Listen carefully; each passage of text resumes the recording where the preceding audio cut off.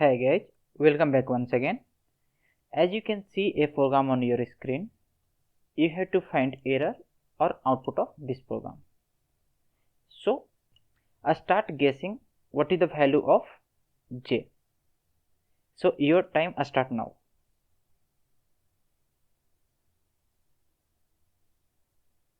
Okay guys, time up. So, let me execute this program. So, as you can see, I am getting here 0. So, let's understand here.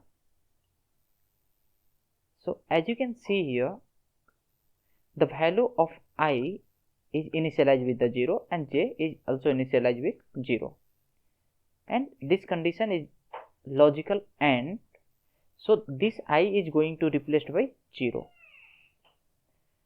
So this value is 0, that means it's not going to check other condition, right?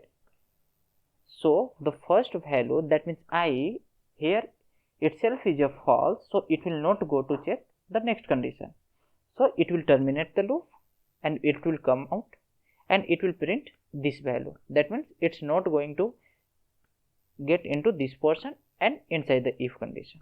Okay, so the j value is going to be taken from this initialize only.